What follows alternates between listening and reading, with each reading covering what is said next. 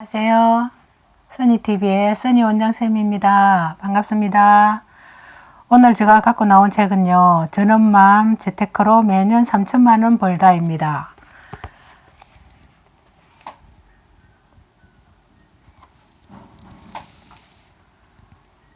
올 1월에 나온 책이고요. 그리고 엄마이기 때문에 더 절실하게 돈을 조금이라도 벌려고 했답니다. 그런 마음들이 저도 아이를 키우고 있고 다 컸지만 젊었을 때 그 아이를 키울 때 그 기분으로 다시 돌아가서 읽어봤습니다. 굉장히 유익한 부분이 많고요. 재테크의 여왕이라고 불리운답니다. 그런데 재테크의 여왕도 처음에는 아무것도 모르고 그냥 시작했다고 해요.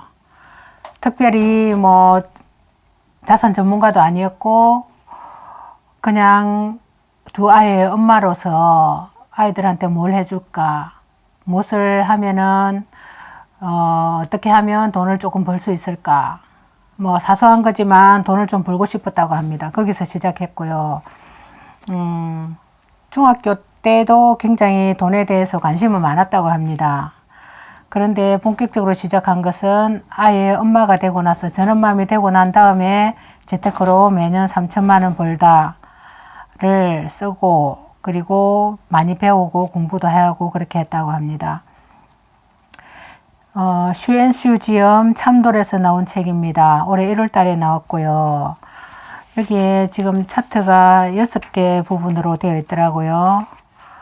근데 그 6개 부분도 굉장히 알차게 되어 있고요. 재테크를 처음 하는 분, 그리고 사회초년생을 지나 결혼을 해서 아이들이 한두 명 있는 그런 엄마들이 읽으면 참 유익하고 유익한 정보들이 많이 있는 그런 책이었습니다. 자, 제일 처음에 1단계에서 재테크 힘들이지 않고도 한다라고 나와 있습니다. 2단계는 목돈 없는 엄마들을 위한 재테크. 3단계는 엄마라서 더 잘할 수 있는 재테크. 4단계는 슈앤수와 함께하는 엄마를 위한 엄마의 실전 재테크. 5단계 자녀에게 물려줄 재산 미리 준비하자. 여기에 보고 제가 조금 놀랐던 부분은 정려에 대한 그런 내용들도 나오는데요.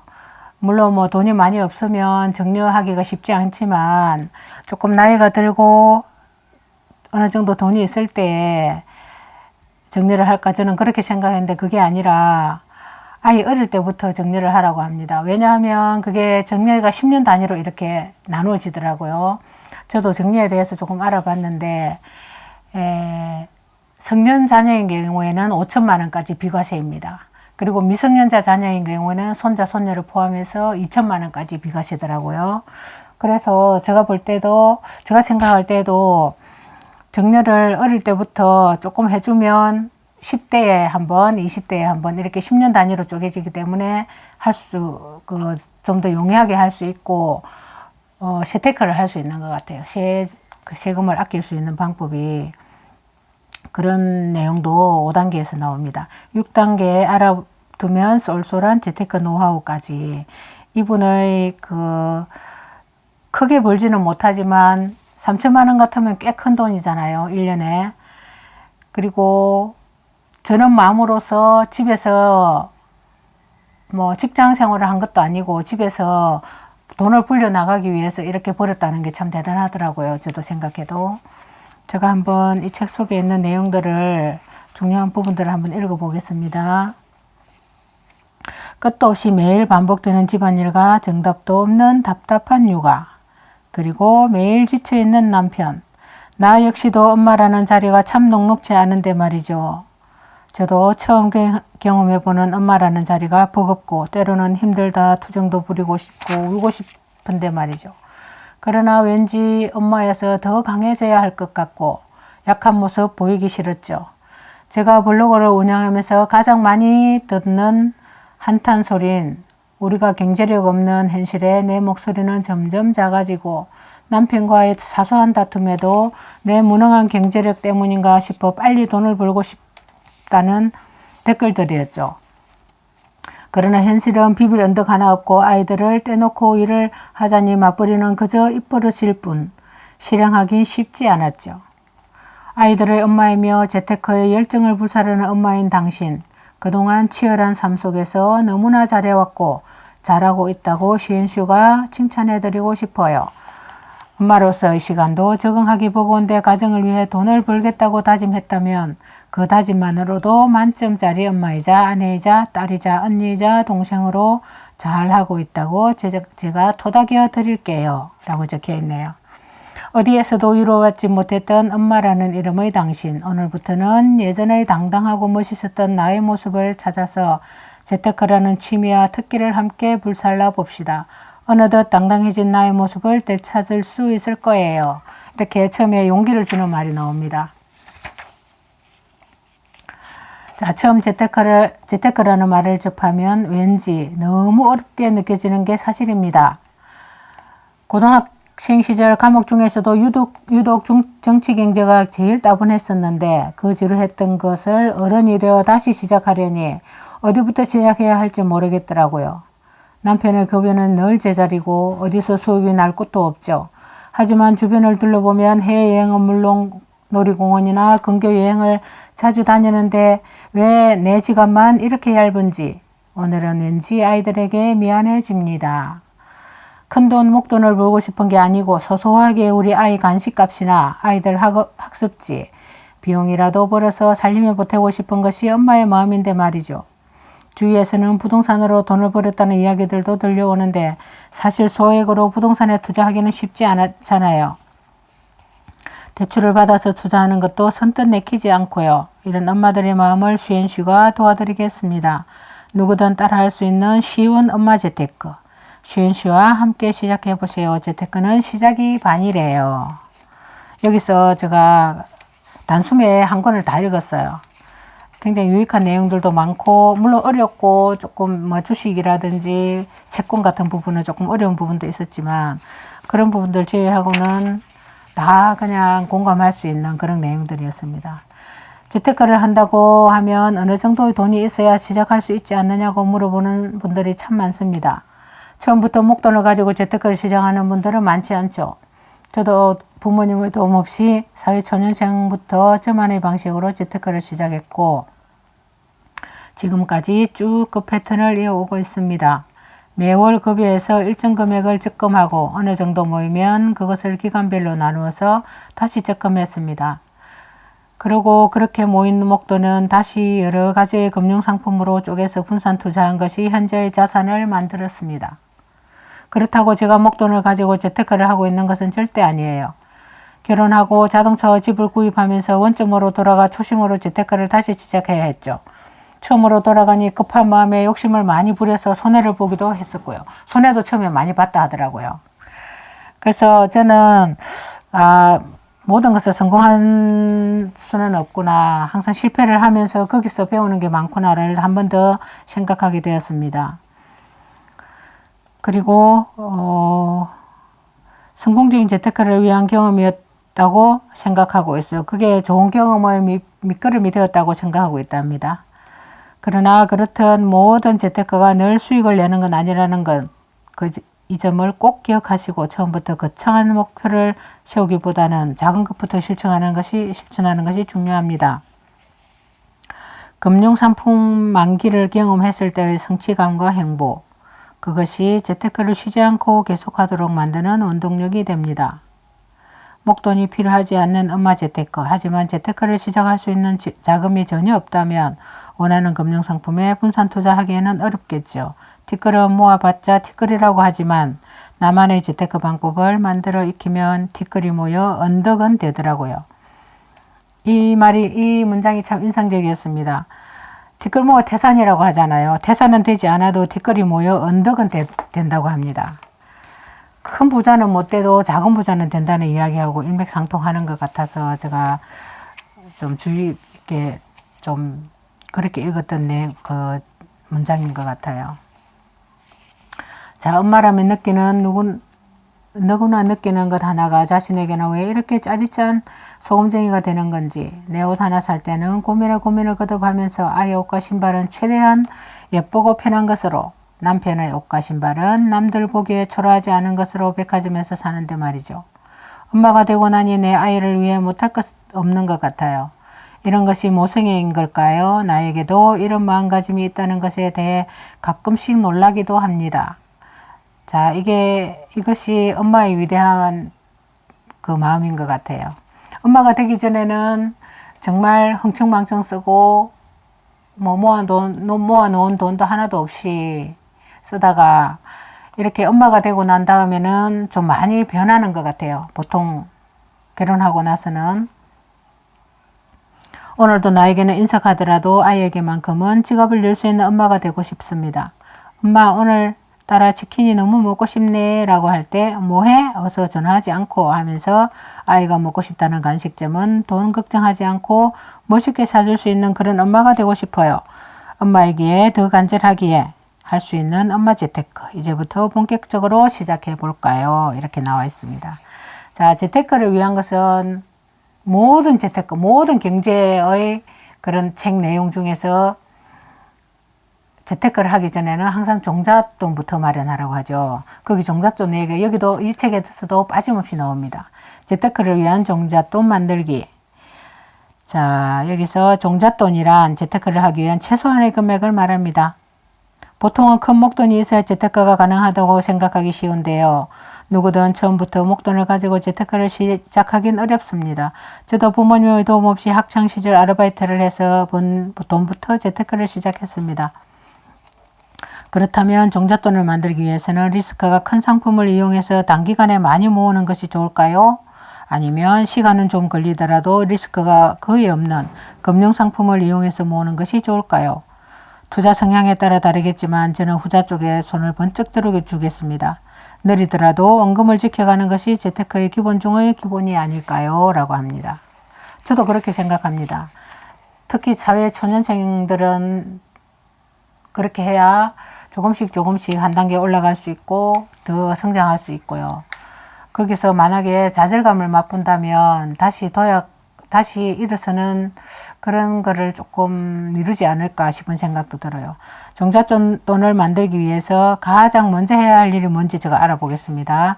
재테크의 시작은 예적금이라고 말하는데요. 따라서 종잣돈을 만들기 위해서는 각 금융기관별 예적금 금리가 가장 높은 곳을 찾는 것이 중요해요. 저는 매일 주말 저녁에 모든 금융기관의 예적금 금리를 조회하고 있는데요. 습관처럼 확인하고 있기 때문에 보유한 예적금이 만기가 된다고 하더라도 만기 금액을 어디에 투자할지 망설일 필요도 없이 바로 설계도를 그려냅니다. 참 대단하신 분인 것 같아요. 하나의 적금에만 몰아서 투자하기보다는 소액이라도 금액을 나눠서 만기 일자를 다르게 하면 중간에 해지하지 않고 만기까지 갈 수 있답니다. 따라서 종잣돈을 만들기 위해서는 가장 높은 금리의 적금을 찾고 만기 기간을 다양하게 나눠서 투자하는 것이 먼저겠죠. 이렇게 나와 있네요.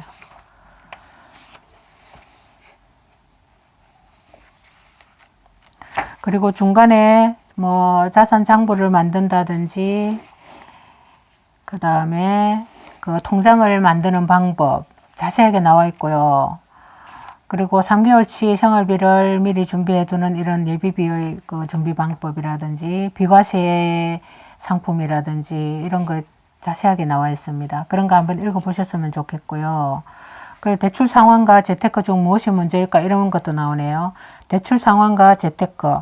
저는 대출 상환이 문제라고 생각합니다. 재테크를 하는 이유도 돈을 조금 더 나의 돈을 굴리기 위해서 좀 더 목돈을 마련하기 위해서 재테크를 하는 건데 대출이 있으면 재테크 하기가 좀 더 어렵지 않을까 그런 싶은 생각이 들어서요. 제가 생각하는 것도 이분도 그렇게 생각하시더라고요. 생각보다 빠른 은퇴, 월급여처럼 노후자금 받는 방법 나와 있습니다. 제가 한번 읽어보겠습니다. 굉장히 유익하게 제가 읽었고요. 이 부분은. 그래서 우리 시청자분들께 읽어드리겠습니다. 법정 퇴직 연령은 만 60세인데 반해 실제 은퇴 연령은 49.1세 16년 기준이라고 합니다. 사실상 20 중후반에 입사하고 40대 후반에 은퇴하여 5060 세대의 상당수가 비정규직으로 평균 72세까지 근로생활을 지속하고 있는 것이 현실입니다.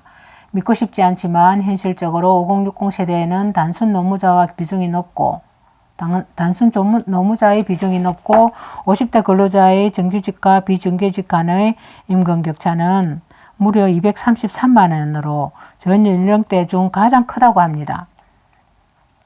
100세 시대로 봤을 때 정규직으로 돈을 벌 수 있는 기간은 20여 년인데 반해 나머지 50여 년은 그동안 벌여온 소득으로 생활하거나 비정규직 소득으로 건건히 살아가야 하는 것입니다. 은퇴 전에 최대한 재테크를 해서 노후 준비를 해야 하는데 자녀가 자랄수록 노후 준비는커녕 사교육비를 감당하기도 어렵죠. 겨우 노후 준비를 마련했다 하더라도 그동안 재테크는 통관심이 없었기 때문에 어디에 투자할지 잘 모르면서 노후 자금을 매일 급여처럼 받기를 원하는 분들도 많고요. 생각보다 시중에 월 지급식 금융상품이 많지는 않지만 그래도 알아두면서 올솔한 월 지급식 금융상품이 있습니다. 아직은 먼 미래처럼 느껴질 수도 있겠지만 그래도 미리미리 알아보세요. 이렇게 나와 있습니다. 여기서 월 지급식 금융상품의 종류에 대해서 나와 있는데요. 굉장히 유익하게 제가 읽어봤습니다. 금융상품으로 가장 대표적인 상품은 보험과 펀드, ELS로 나누어 볼 수 있습니다. 순서대로 각각의 장단점을 살펴보도록 할게요. 월 지급식 보험에는 말 그대로 보험료를 한 번에 납부한 후 가입자가 정한 기간이나 사망할 때까지 매월 일정액을 즉시 연금으로 지급받을 수 있는 보험 상품인데요. 자, 여기는 확정형과 상속형, 종신형 이렇게 나누어지어 있다고 합니다.